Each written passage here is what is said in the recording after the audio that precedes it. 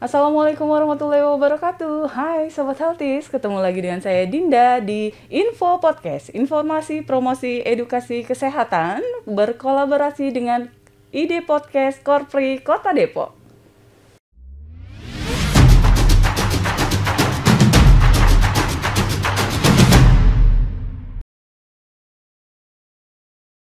Oke Sobat Healthies, di podcast kali ini kita akan bahas tentang pentingnya ASI sebagai cara untuk cegah stunting. Nah, dalam rangka Pekan Menyusui Dunia yang jatuh pada bulan Agustus tahun ini dengan tema melindungi dan mempromosikan serta mendukung menyusui di lapisan masyarakat, kita akan bahas tuntas tentang menyusui. Nah, untuk itu kita sudah kehadiran narasumber yang kompeten ini.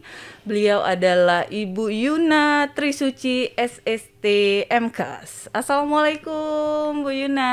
Waalaikumsalam. Terima kasih sudah hadir di Info Podcast. Iya. Ini manggilnya Ibu atau Mbak nih?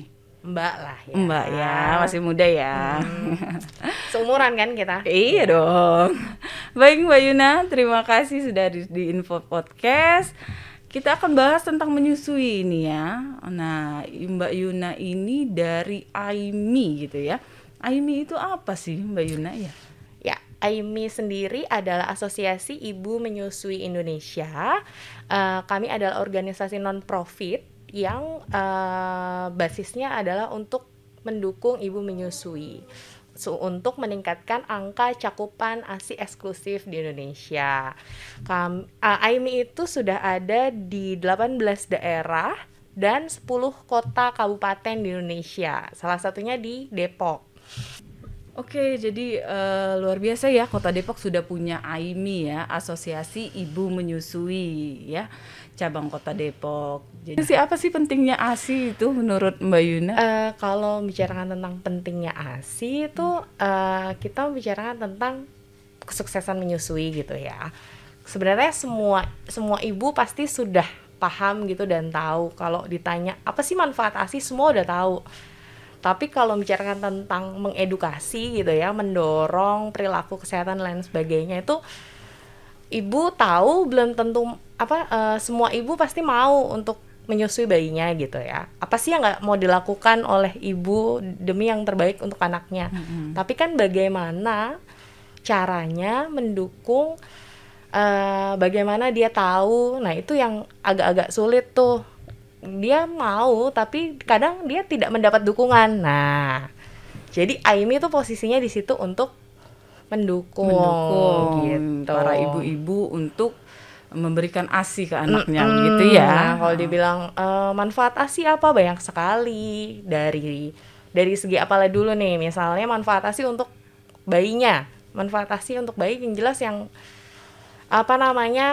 yang selalu digembar-gemborkan adalah ASI itu antibodi yang terbaik untuk bayi yang tidak tergantikan oleh apapun. Kenapa?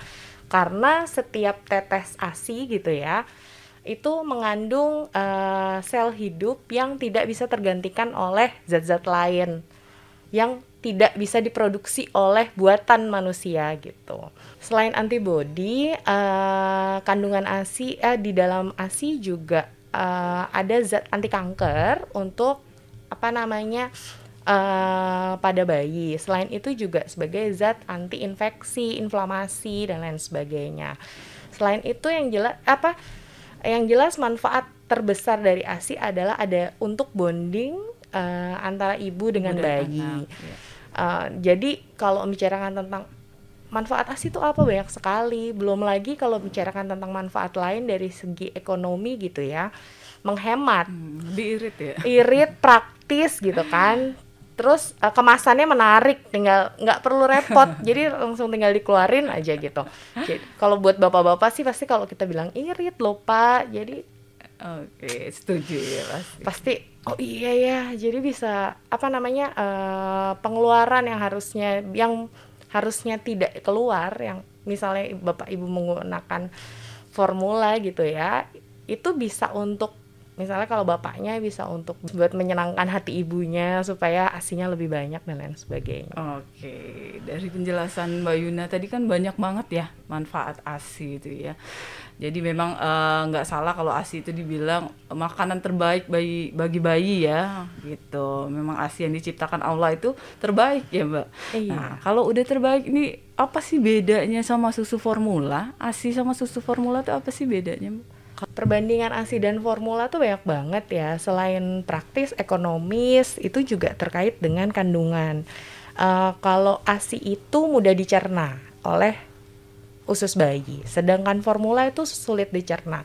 Itu yang kadangkala menjadi salah paham di masyarakat. Misalnya gini, ini kok anaknya rewel, sering nggak Mbak dengar kayak gitu? Iya, Duh, kayaknya betul. ASINY-nya jelek deh. Ya udah deh, apa namanya, dikasih ini aja deh formula. Iya, kayaknya Biar anak tidur. saya lapar gitu Iya, ya. kayaknya ASINY-nya jelek, soalnya dikit-dikit Nangis bangun ya. nangis gitu. Itu sebenarnya bukan karena ASINY-nya jelek, bukan juga karena formulanya bagus dan lain sebagainya, karena justru itu kandungan si ASI itu jauh lebih baik. Karena apa? Mudah dicerna oleh usus. Nah, kalau si formula itu tidak mudah dicerna atau sulit untuk dicerna. Jadinya apa? Kenyangnya lama, awet. Betul, Gitu betul. kan. Ya jelas bukan jadi buat para nenek, tetangga itu perlu diperhatikan tuh hal-hal seperti itu. Jangan mendiskreditkan ASI gitu. Betul sekali. Gitu. Jadi memang kalau misalnya anak-anak yang dikasih ASI itu ya, bayi yang dikasih ASI itu memang lebih sering BAB ya, dikarenakan itu tadi, karena ASINY-nya cepat dicerna, Iya. bukan berarti diare ya kan. Jadi kan Nah. orang tua kadang salah paham tuh. Jadi katanya kalau dikasih ASI diare gitu ya, karena sering BAB, Iya. padahal bukan ya. Bukan. Mbak Jadi di Yuna. awal-awal kelahiran bayi, usia bayi baru lahir sampai dengan usia sekitar 1 bulan, itu biasanya kan dalam 1 hari itu bayi BAB lebih dari 3 kali ya. Iya, betul. Nah, itu yang perlu diedukasi ke ibu bahwa itu adalah hal yang normal dan ibu tidak perlu khawatir. Karena apa? Karena ASI mudah dicerna. Yang perlu diperhatikan adalah konsistensinya, konsistensi BAB. Jadi nanti dipastikan bahwa perbedaan bagaimana sih kalau BAB bayi ASI dengan BAB bayi formula itu bedanya seperti apa. Kemudian definisi diare itu juga perlu diperhatikan. Jadi dalam 24 jam sekian kali dan lain sebagainya gitu. Iya, betul sekali. Jadi memang kalau dengan ASI itu pencernaannya lebih cepat ya anak-anak ya, bukan berarti dia diare atau cepat lapar lagi Iya, gitu ya kan. gitu. Jadi kadang salah paham nih masyarakat ya. Padahal isi kandungan ASI itu luar biasa lengkapnya ya dibandingkan susu formula manapun di dunia ini gitu Iya. kan ya. Selain itu juga kandungan lainnya seperti misalnya mengandung laktoferin baik untuk usus, kemudian protein pembangunan tubuh dan otak. Jadi jelas ketika si formula menggadang-gadangkan bahwa ini loh anak formula tuh akan pintar dan lain Pintar, sebagainya. gitu ya. Iklannya kan gitu ya, Gitu. mohon maaf. Betul. Iklannya tuh yang kayaknya anak formula bisa buka kancing sendiri gitu kan. Emang anak ASI nggak bisa. Cuma bedanya tuh ketika formula dipromosikan dengan baik, nah ASI kan karena gratis, jadi tidak ada yang mempromosikan berlebihan gitu loh. Padahal kandungannya Kandungannya luar biasa, lengkap ya daripada apalagi susu ketika ibu baru melahirkan yang akan menyusui bayinya. Biasanya di awal-awal kelahiran tuh kan keluar ya Mbak yang namanya kolostrum. kolostrum, betul, yang kuning-kuning ya. Ya, yang kalau nggak tahu tuh zaman dulu sering dibilangnya itu nggak bagus dibuang dan lain Iya, sebagainya. betul. Sayang banget ya, iya, padahal itu kandungannya justru cairan terbaik gitu loh, yang tidak bisa tergantikan oleh ASI matur. Gitu. Jadi kandungan si formula itu atau ASI jolong ya disebutnya ya. Itu adalah kandungan ASI terbaik. Biasanya itu keluar di hari-hari awal kelahiran. Ya, betul Jadi sekali. jangan berharap ketika ibu-ibu baru baru melahirkan gitu ya. Terus dia berharap ASINY-nya tuh akan ngocor Iya, deras iya, gitu iya, karena paling itu rembes. Terus itu yang paling penting, kenapa kita selalu sebut benar awalnya, lancar menyusuinya. Jadi gimana tuh? Ada tuh lagu video gitu, nanti bisa diakses di YouTube-nya Aimi Pusat. Itu benar awalnya lancar menyusui. Benar awalnya tuh apa? Mulai dari misalnya ketika ibu baru lahir gitu, itu melakukan IMD ya, inisiasi menyusui dini, kontak kulit minimal 1 jam. Jadi ketika di fasilitas kesehatan ibu minta IMD, terus nakes atau fasilitas kesehatannya oh iya bisa IMD, tapi ternyata di kontak kulit skin to skinnya gitu ya cuman 20 menit misalnya, itu nggak disebut IMD. Gitu. Jadi pastikan minimal 1 jam. Kemudian selanjutnya adalah tetap menyusui. Nah, kalau membicarakan tentang tadi si kolostrum, nah si kolostrum itu di awal-awal kelahiran jangan bayangkan seperti ibu menyusui yang sampai netes-netes dan lain sebagainya, karena memang itu paling rembesan-rembesan. Kadang kita lihatnya nggak keluar, tapi bayinya menghisap, ya nggak apa-apa karena dia akan mendapatkan titik-titik atau sumber-sumber keluarnya si kolostrum. Karena di awal kelahiran yang perlu diingat adalah lambung bayi itu baru sekelereng. Betul sekali. Kecil jadi jangan dipaksa gitu ya. Jangan dipaksa menerima asupan yang berlebihan gitu ya. Jadi jangan takut bagi ibu-ibu ya yang baru saja melahirkan gitu, kalau ASInya belum keluar ini ya. Biasanya kan gitu, ibu-ibu keluhkan itu nggak menyusui, kenapa? Karena ASInya nggak keluar, itu alasannya kan. Itu padahal kita harus sabar memang gitu ya. Saya juga sebagai ibu yang pernah menyusui juga, memang di awal kelahiran itu ASI kan belum keluar. Memang harus di IMD tadi, inisiasi menyusui dini, direspon oleh anaknya sendiri begitu ya. Jadi harus skin to skin ke anaknya. Jadi semakin kita mindset kita itu ingin menyusui, ingin memberikan ASI kepada anak, itu nanti kita bakal keluar ASInya banyak. Karena tergantung juga dengan mindset ibunya. Jadi jangan takut bagi ibu-ibu, harus positive thinking. ASI saya keluar, saya harus memberikan ASI ini ke anak saya, ini makanan terbaik bagi anak saya gitu kan ya. Harus pola pikirnya dulu yang dirubah. Kalau ibu-ibu sudah dari awal bilangnya aduh ASI saya udah nggak keluar, ASI saya dikit, itu nanti jadi pemikirannya juga akan berdampak ke produksi ASI gitu kan ya Mbak Yuna ya. Jadi gitu ibu-ibu, jangan takut di awal ASI tidak keluar, terus jangan takut anak kita kelaparan ya kan. Nah ya, karena di awal-awal kelahiran itu ada zat yang memang bisa dia tuh tahan tidak menyusu di awal kelahiran sampai 5 hari bahkan. Iya, betul. Gitu. Jadi jangan takut anaknya kelaparan. Ini nanti biasanya ya kalau udah nangis dikit anaknya lapar gitu ya. Padahal kan nangis itu bukan karena lapar aja, bisa jadi ngantuk gitu ya kan anaknya juga. Jadi itu ibu-ibu mindsetnya dulu harus kita rubah ya, harus ingin menyusui anak kita gitu ya. Karena tadi udah disampaikan Mbak Yuna tadi, peran ASI itu luar biasa, apalagi di kehidupan awal kehidupan anak kita ya kan. Jadi luar biasa gitu ASI, tidak ada susu formula apapun yang bisa membandingkan kandungan ASI gitu ya.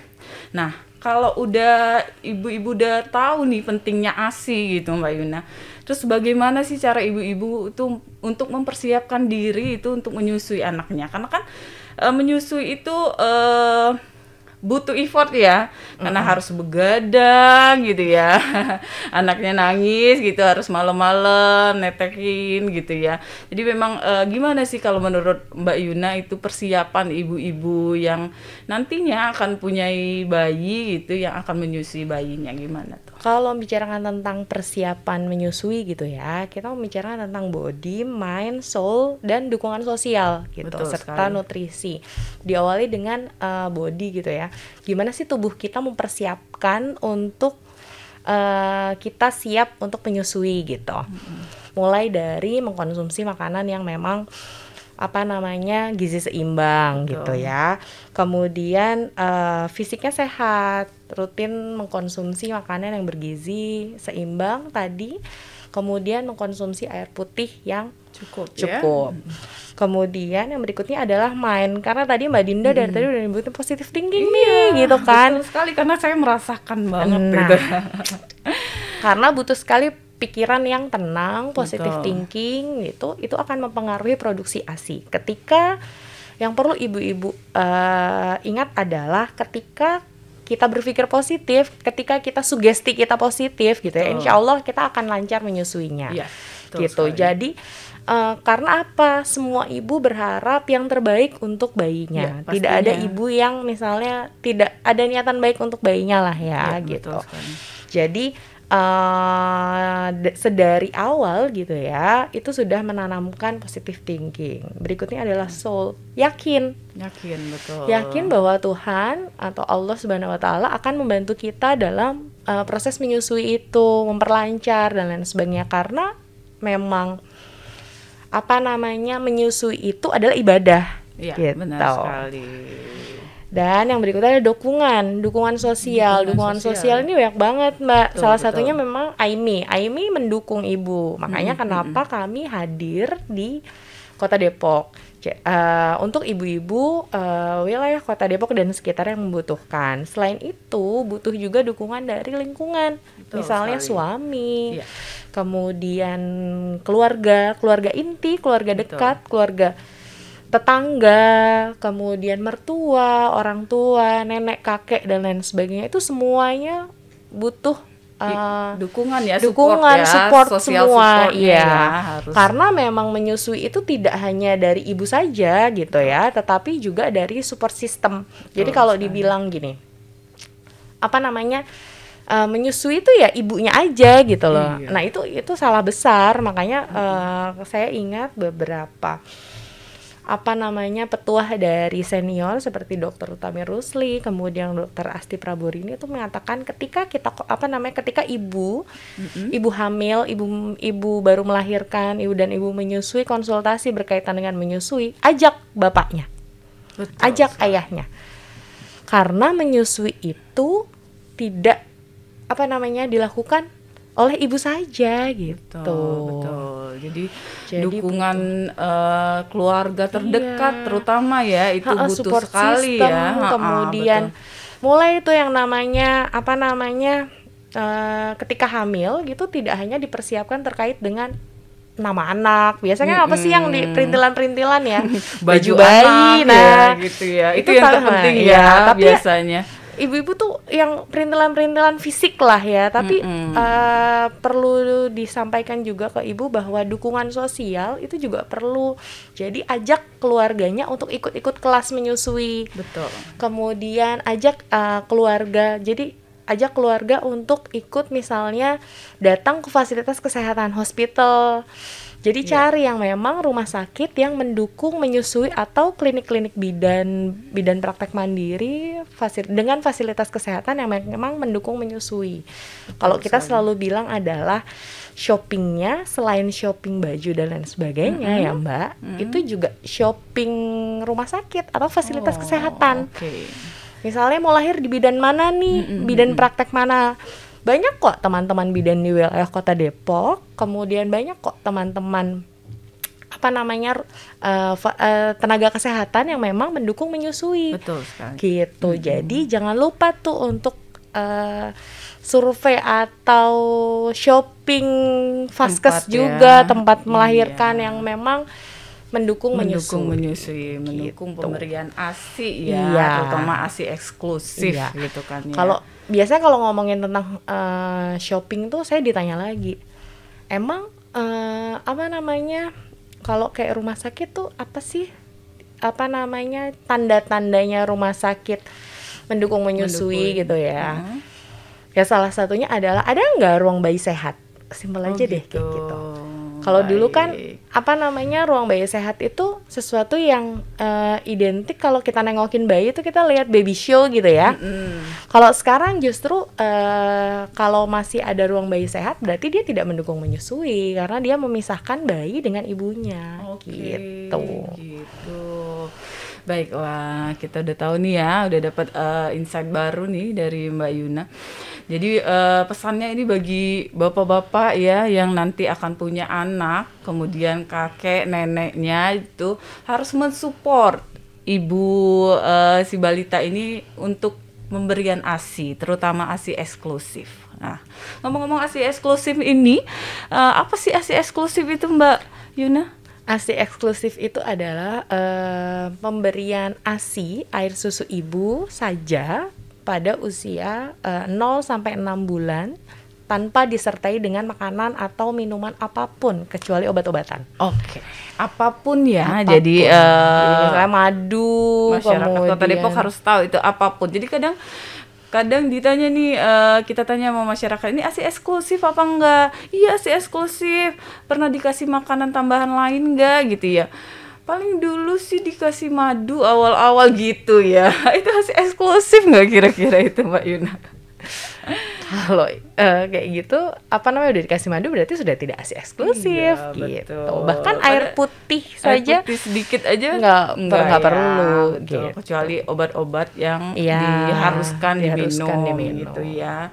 Baik, jadi 6 bulan ya minimal ya, ASI eksklusif tadi ya Mbak Yuna Iya. ya, minimal 6 6 bulan. bulan, nanti ketika 6 bulan dilanjutkan dengan MPASI atau makanan pendamping ASI ASI, buatan rumahan gitu. Betul.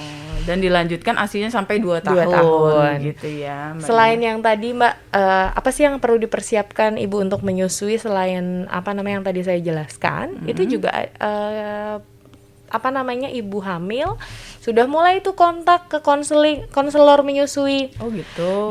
Dinkes dan puskesmas kan memfasilitasi ya, Iya, betul. sudah di setiap puskesmas sudah ada konselor ASI, menyusui. ya. Biasanya ada di gizi ya Mbak, poligizi ya. Iya, Jadi tugas nanti gizi, ibu-ibu silahkan menghubungi fasilitas kesehatan baik di Terdekat puskesmas, bidan dan lain sebagainya untuk mulai deh tuh apa namanya melakukan konsultasi terkait dengan menyusui. Karena menurut rekomendasi WHO, 7 kontak laktasi itu dilakukan di 2 kali ketika masa kehamilan dan 3 kali setelah pasca melahirkan. Oh gitu. Gitu. Jadi 2 kali ketika kehamilan, biasanya trimester 2 dan trimester 3. Kemudian ibu ketika melahirkan. Nah, setelah itu ibu postpartum 7 hari, karena kita mengevaluasi berat badan dan lain sebagainya, proses menyusuinya sampai dengan usia 40 hari. Oke, baiklah. Jadi kita harus punya konselor ASI ya sendiri ya kalau udah hamil gitu ya. Jadi dari trimester berapa tadi? Trimester 2 itu harus sudah menghubungi fasilitas kesehatan terdekat karena terkait sudah banyak konselor sekali ASI ya gitu di ya. poli-poli laktasi Betul di rumah sakit itu sudah banyak. Kemudian kalau memang sedang pandemi kan ya sekarang, itu gimana? Bisa juga menghubungi KAIMI Depok. Oke. Kita masih menerima konsultasi via WhatsApp. Oke. Gitu. Luar Karena biasa. kami belum misalnya jujur ketika pandemi kami off untuk home visit. Home visit. Gitu. Oh, jadi nanti boleh diinfoin ya. Iya, nanti kontaknya terakhir ya Mbak Yuna kontak ya. apa namanya konselingnya. Iya. Nanti silakan menghubungi dari atau AIMI ya, boleh lihat di Instagramnya AIMI Depok. Oke, baik. Nah, kita lanjut nih Mbak Yuna. Kalau ASI itu udah luar biasa, kandungannya udah luar biasa lengkap gitu ya. Terus katanya kalau ASI itu juga dapat mencegah stunting, benar nggak sih Mbak Yuna? Iya banget. Kalau kita Gimana bicarakan itu? tentang stunting gitu ya, stunting itu kan sebenarnya lebih ke kondisi gagal tumbuh. Nah, kalau ngomongin tentang kondisi gagal tumbuh pada anak, itu kan sebenarnya diawali dari apa namanya ketika bayi lahir. Kalau saya sih seringnya membicarakan tentang stunting itu diawali dengan ibu hamil sih. Gitu. Ketika ibu sehat, ibu hamil sehat, tidak mengalami kekurangan energi KEK gitu ya, kekurangan energi kronik, artinya dia bisa melahirkan bayi yang sehat dan dia bisa menyusui bayinya secara eksklusif agar tidak terjadi malnutrisi tadi gitu. Kalau ditanya ASI bisa mencegah stunting, bisa banget. Karena itu tadi yang di awal kita bahas, karena kandungan ASI tidak tergantikan oleh produk apapun gitu buatan manusia. Kemudian mungkin juga meningkatkan hormon bahagia di dalam hormon tubuh. oksitosin tadi betul kita sekali. Jadi kalau misalnya sudah menyusui itu memang beda ya, happy rasanya itu kalau anak kita berikan ASI gitu ya, ada kepuasan tersendiri. Baik, selain itu kalau sudah tahu nih kita tentang manfaat ASI untuk anak dan ibu gitu ya, terus gimana sih teknik menyusui yang benar itu gimana sih Mbak Yuna? Oke, kalau bicarakan tentang teknik menyusui yang benar, itu kita sering menyebutnya adalah posisi dan perlekatan. Gitu ya. Jadi kalau membicarakan tentang perlekatan dulu nih, kalau ngomongin tentang perlekatan, sama halnya seperti kenapa sih bayi itu harus menyusui dengan benar. Sama halnya ketika saya bawa contohnya. Iya, Mbak Yuna udah bawa alat peraga nih sepertinya, boleh dicontohkan. Kalau bicarakan tentang perlekatan itu lebih ke misalnya ibu ketika menyusui itu tidak bunyi plak-plak gitu loh. Iya kan Mbak ya? Oke, gitu. Berarti itu kalau menyusui suka. Berarti ada udara yang masuk gitu ya? Artinya tidak rapat, tidak melekat betul, gitu. Itu yang pertama. Terus selain itu apalagi? Bayi menyusui dengan di sebagian areola, khususnya lebih banyak di areola bagian bawah. Oh gitu. Jadi ada seperti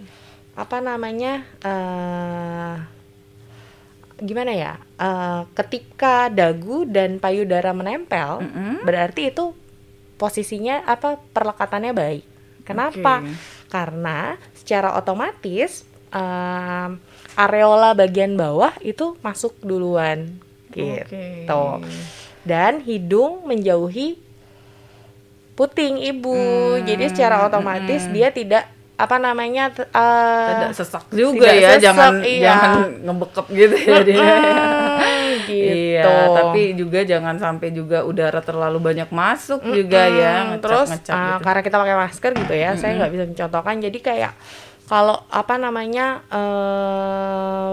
bayi itu melihat mencucu. Nah, mencucu itu perlekatannya tidak baik. Tapi kalau dia menelan dengan glek ibu mendengar seperti itu, berarti dia benar menghisapnya gitu.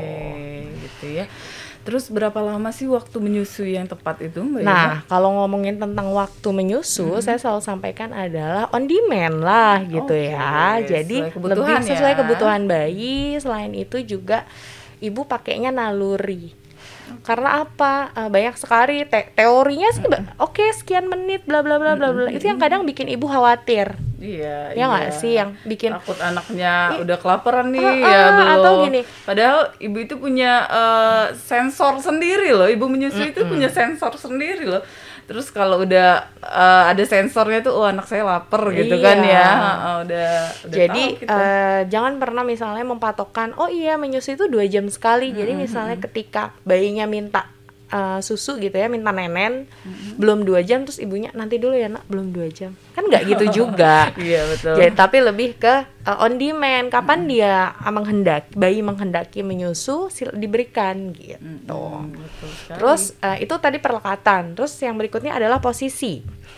Kalau bicarakan tentang posisi itu posisi kepala bayi, tangan dan kaki sejajar. Gitu. Kenapa kita ngomongin tentang kepala, tangan, kaki sejajar? Mohon maaf Bu Ibu, kalau pada nyusuin tuh jangan sambil nonton TV atau main HP gitu. Ya nggak sih Mbak Dinda? Betul, sekali nggak fokus ke HP gitu. Iya, atau sambil ditinggal nonton. Nah, belum lagi ketika bayinya karena orang Indonesia kan pakai bedong. Betul. Ya kan? Boleh nggak terus Bu Bidan pakai bedong? Ya boleh, kan untuk menghangatkan. Tapi lihat dulu ketika bayi membedong, kebetulan bayi saya nggak dibedong, mohon maaf. Ketika bayi dibedong, tapi lihat mana bagian perutnya. Kadangkala ibu-ibu itu suka, pokoknya udah yuk nenen gitu. tapi nggak lihat mana bagian perut. Jadi ketika bedongannya tuh menghadap ke sini, terus dia paksa kepala bayinya menghadap ke payudara. Coba bayangkan ibu-ibu ketika minum ya. Ketika minum kan kita biasanya agak setengah menengadah gitu ya, atau ndangak bahasa Jawanya gitu. Terus kalau miring enak nggak Bu minum begini? Iya. Enak Jadi posisi kan? harus Jadi sekali ya. pastikan kepala, tangan, dan kaki sejajar, kemudian perut bayi dan perut ibu berdekatan atau melekat gitu. Nah, kalau posisinya udah seperti ini dan tangan kepala di sepertiga pergelangan tangan. Nah, ini posisi yang memang benar dan ibu duduk dengan nyaman. Oh, Gitu. Kalau posisinya memang sudah seperti ini, kepala, punggung, dan kaki sejajar, kemudian perut ibu dengan perut bayi berdekatan atau bersentuhan, itu secara otomatis nanti kepala bayi menyusu dengan benar. Gitu. Nah, terakhir nih Mbak Yuna, apa sih pesan Mbak Yuna selaku konselor ASI nih dari AIMI Kota Depok untuk ibu-ibu di Kota Depok yang lagi hamil yang nantinya akan punya bayi, itu pesan-pesan menyusui seperti apa yang Ibu atau Mbak Yuna akan sampaikan? Silakan. Untuk ibu menyusui yang khususnya berada di Kota Depok, pastikan bahwa ibu sudah teredukasi dan juga sudah melakukan konseling ketika akan menyusui, kemudian cari bantuan atau dukungan-dukungan komunitas menyusui untuk bisa mengedukasi dan juga merasa mempunyai teman gitu ya. Ketika kita mempunyai komunitas menyusui, kita bisa saling berbagi info dan berbagi peran. Semoga proses menyusuinya bisa lancar gitu.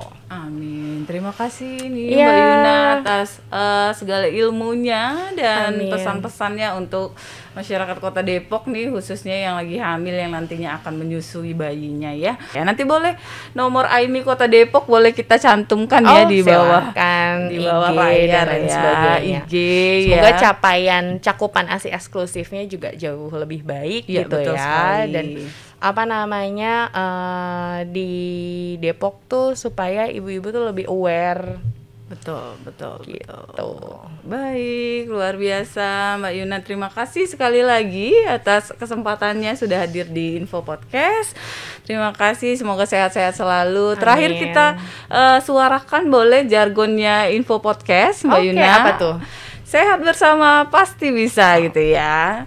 Oke Sobat Healthies, itulah tadi bincang-bincang kita dengan Mbak Yuna selaku konselor ASI dari AIMI Kota Depok. Baik, terima kasih Sobat Healthies. Stay safe, stay healthy.